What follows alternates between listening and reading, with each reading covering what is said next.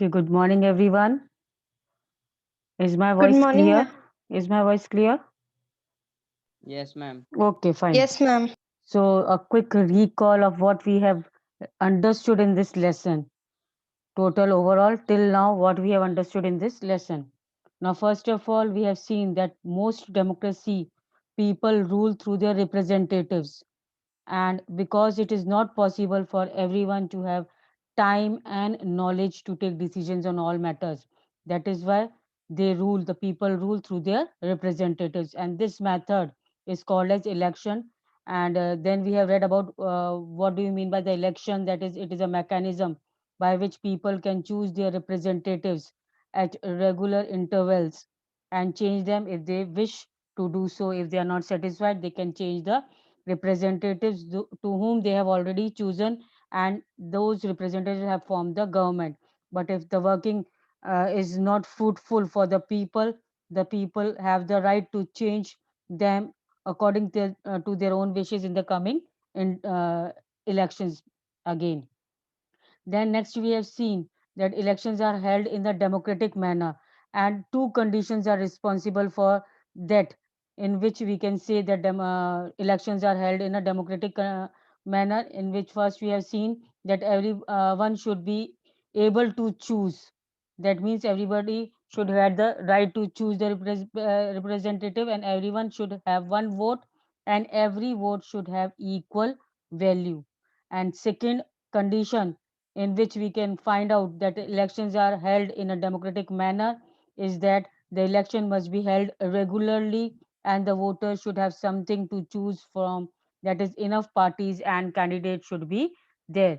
Next, we have seen about the political competition, that elections are all about the political competitions, and the reasons, various reasons we have seen that in that we have seen that first, competition among political parties is there. Then at the constituency level, there is competition among several candidates. So it is all about is all about the political competition. Then the reason why it is good to have political competition also we have read, that why this political competition, that why the elections are merits of election. That means political competition is good because it gives the political power. That is, it gives the power to the people to reward or punish the leaders according to their performance. As I have already made it clear that if people are not satisfied with the working of the prevailing government, they are means they have the right to change the government in the coming election, to choose another representative who can work according to their wishes for their upliftment. And this is what the election does: it forces the parties and leaders to serve the people. And then the term of all the elected representatives come to an end after every 5 years. Already we know. Then what is a constituency? Also we have read about that the whole country is divided into different areas for the purpose of election. So during the election purpose, whole country is divided into different areas, and these areas are called as electoral constituencies. Next, we have also seen that members of state assemblies are called as members of state assemblies are called as MLAs, or members of legislative assembly. Further, we have also seen that in panchayat and municipal elections also, each village or town is divided into several wards. Here we have seen that for panchayat and municipal elections also, village or town is divided into several wards, and that are the same, they have the same position like a constituency. Each ward elects one member of the village or the urban local body. Further, we have seen that the constitution has assured that the weaker section of the society also get representation in the parliament or state assemblies. And for this, uh, we have seen that by having the special system of reserved constituency for the weaker sections, for those who belong to scheduled caste and scheduled tribe, the special system is there, that is called as reserved constituency. Then next year we have seen about, in the same reserved constituency only, that reserved constituency are created by the constitution makers only, and because they were worried that in an open electoral competition certain weaker sections, that is SCs and STs and OBCs, do not stand a good chance to get elected to the Lok Sabha and to the state legislative assembly, and that is why they may not have the required sources like education contacts also to contest the election or win the election, and that is why these reserved constituencies were made. Then one third of the total seats are reserved for women also in the local bodies. We have seen about that other backward classes also seats reservation was extended to the other weaker sections also that were called as other backward classes. Then in the next topic, voters list, we have seen that in democratic election the list of those who are eligible to vote is prepared much before the election and given to everyone, and this list is called as voters list or electoral roll. Then about universal adult franchise also, we have seen that it means that everyone should have one vote and each vote should have equal value, and all citizens of 18 and above 18 have the right to vote. Then lastly, we have seen here about photo identity card system, that every voter is issued a photo identity card by the election commission, and that I was explaining in the meanwhile the electricity off was there, network problem was there, and thus I ended there only. So the photo identity card system, in which every voter is issued a photo identity card by the election commission, and the voters are required to carry this card when they go out to vote, so that no one can vote for someone else. But this card is not yet compulsory for voting. Though it is made that photo identity card voters had to carry, but it is not made compulsory to carry them during the process of election. But for voting, the voters can show many other proofs also of identity like ration card and driving lessons. So this till here we have ended the last. Now nomination of candidates. We noted above that in the democratic election, people should have a real choice. That means people should have a real choice to choose the representative, to choose the candidates. This happens only when there are almost no restrictions on anyone to contest an election. Means everybody is free to contest election, and this is what our system provides. Our democratic system provides that the election should be free and fair. Anyone who can be a voter can also can also become a candidate in the election. So a person who is a voter today can become a candidate, can stand for the election as a candidate, so that people can choose him or her. The only difference is that in order to be a candidate a candidate, the minimum age is 25 years. So first and foremost thing, the important thing to become a candidate, to stand for the election, the age should be 25 years, while it is only 18 years of being a voter. That means to cast the vote, only 18 years is required, 18 and above. If you are, you can cast your vote. But if you want to stand for the election, to fight for the election for any seat, your age should be minimum age should be 25. You can underline this. This is the major difference between a candidate who is standing for the election and a voter who is casting the vote. There are some other restrictions on criminals also. Now the person who are criminals, there are restriction for them also, that but these apply in a very extreme cases. Means the criminal uh, for the criminals, if the cases are very extreme, then only they are denied, they are refused to cast the vote or stand for the as a candidate. But in other cases, they can fight for the election if the case is not so much extreme. Political parties nominate their candidates who get the party symbol and support. Now, what does the political party do? Political party nominate their candidate. Now, they first nominate the candidate who get the party symbol and the support of the whole party also. The party's nomination is often called party ticket. The one who gets the nomination by the political party, it means that that person, he or she is getting a party ticket. So what is a party ticket? The party's nomination is called as party ticket. Every person who wishes to contest an election has to fill a nomination form.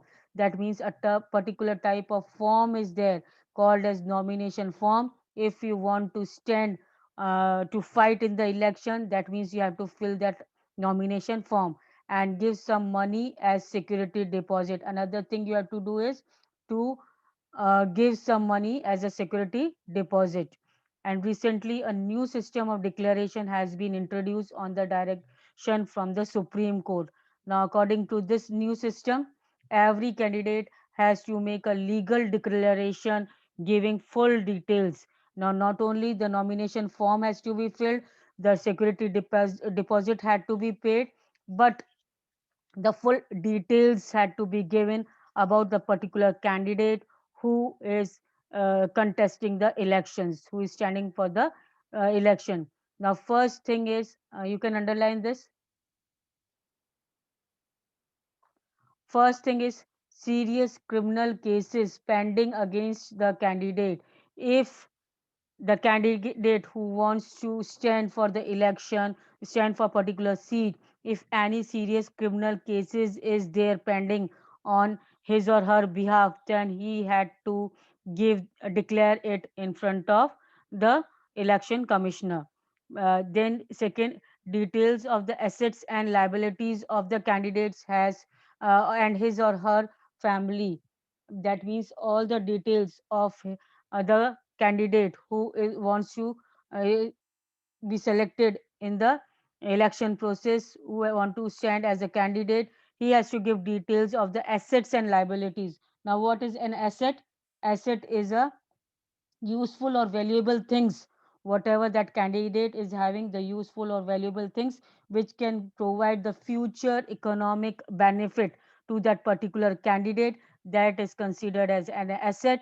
And that candidate has to give the detail of these things, useful valuable things, to the commissioner before standing for the election.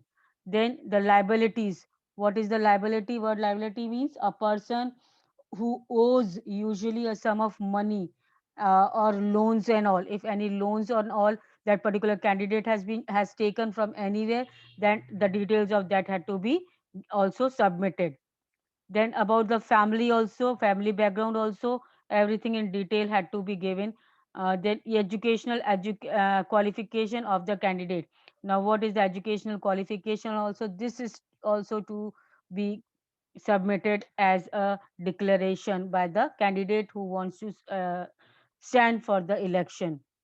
So these are the requirements the candidate has to make as a legal declaration by giving the full details of criminal cases pending, or the assets and liabilities, or about the family background, about the educational qualification, and all these things had to be declared by the candidate, and also had to fill the nomination form, and security deposit had money as a security deposit had to be paid. Clear this thing? Now, this information has to be made public, and this information not only to the government, the election commission, but this information has to be made in the public, so that people also come to know about that particular candidate who is contesting election, who is standing as a so that the in the future might be people can choose that candidate as the representative.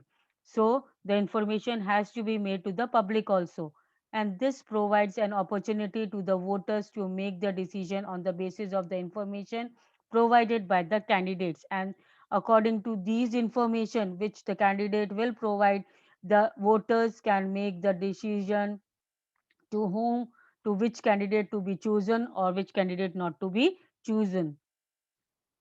Now, educational qualification for the candidate. Now, why is there no educational qualification for holding such an important position when some kind of educational qualification is needed for any other job in the country? Now, this question often arises when for any other job opportunity or any other, whenever we are applying for any other thing, the educational qualification is must. But while contesting, while standing as a candidate, why these type of qualification, educational qualification is not so much important. Now first thing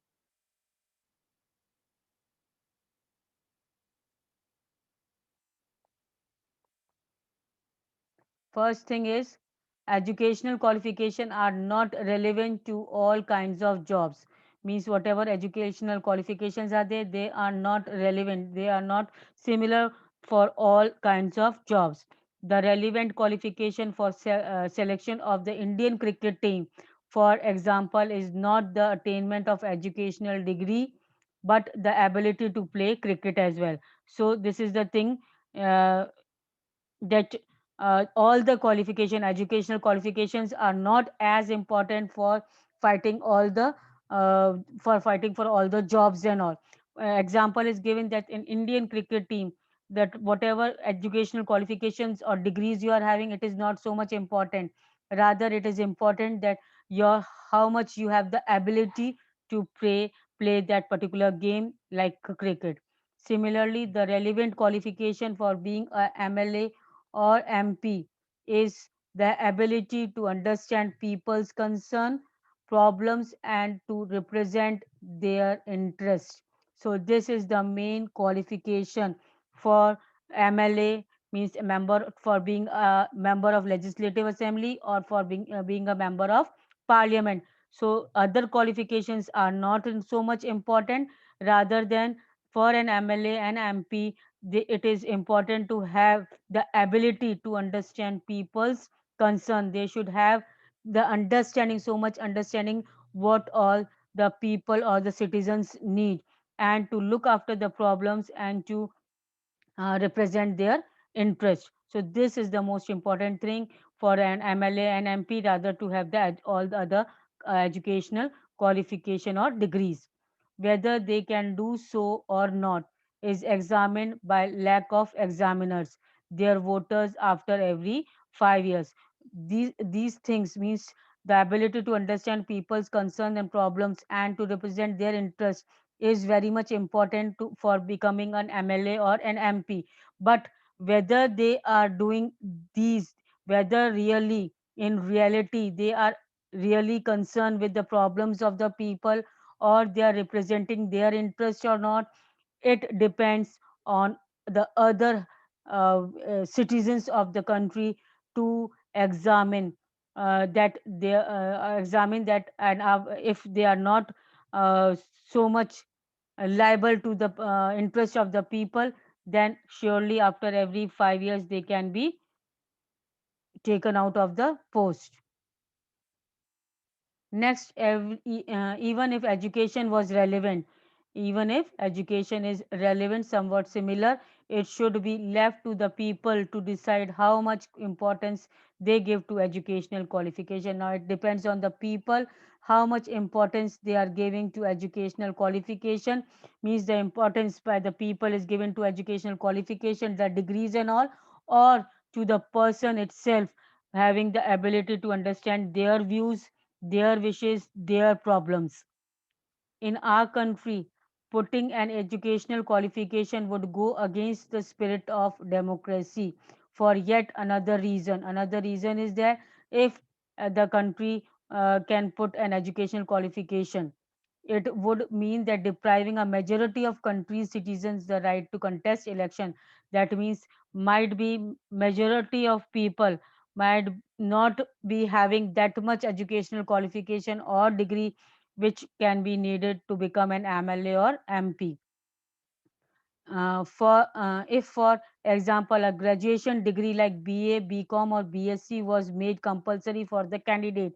Now example is given that if BA, BCom or means graduation degree is made compulsory for becoming an MLA or an MP, then what will happen? More than 90% of the citizens will become ineligible in contesting election.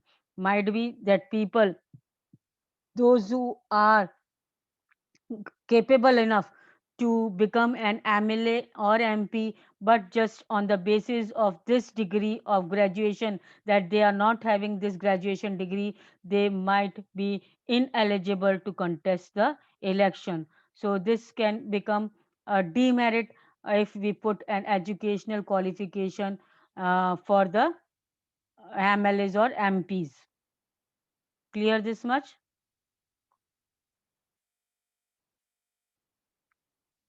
Yes, ma'am. Okay, fine. Now, this is the electoral roll to 2018 state Mizoram. It is of given Mizoram, no problem. Again, coming to this now. Election campaign.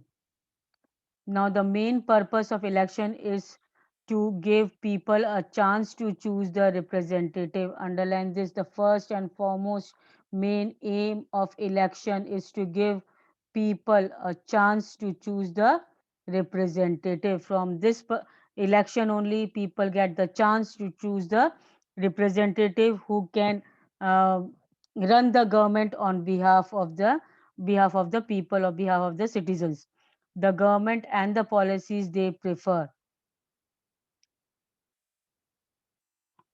Therefore, it is necessary to have a free and open discussions about who is a better representatives, which party will make a better government, or what is a good policy. This is what happens during election campaigns. Now, you might have observed that during the election campaigns are being held, each and every party in front of the people holds meeting, keep the positive views of their parties in front of the people, so that more and more people are attracted towards their party, and if they want, they can choose the candidate of that particular party. So that is called election campaigns. In our country, such campaigns take place for 2 weeks period between the announcement of the final list of the candidate and the date of polling. So underline this, such campaigns takes place for 2 weeks of the period between the announcement of the final list, means finalist who will stand for the election, and the date of polling. So between this time period, the time period is of 2 weeks. The election campaigns can be held by each and every political party, and they are free and open discussions about their party, how their party will work if their candidate has been chosen to form the government. During this period, the candidate contact their voters. Now, during the election campaign, the candidate of the party contact their voters. You might have also observed that now recently the elections were being held, and in that each and every candidate came to your the door of your house and wanted to speak out, please vote and support my party, this thing will be done, this thing. And most of them of your that locality, local people of that particular area, they might have कि अच्छा आपको वो vote देंगे, then this thing should be done in our lane, this should be done in our for our people. This thing was there. So during this period, the candidate contact their voters, political leaders address election meetings also, and political parties mobilize their supporters also. That means those who are the supporters of these political parties, they move from one place to another in for the campaigning purpose to propagate their party. This is also the period when newspaper and television news are full of election related stories and database. So all this also during the election process, election campaign is held, and during the election campaigning, the period when newspaper and television also, even they are full of the election related news. But election campaign is not limited to these 2 weeks only. Political parties start preparing for election month before they actually take place. So these political parties, though it is for 2 weeks only, the campaigning starts within the 2 weeks only. But the political party who is standing to contest the election, they prepare themselves for the election much earlier.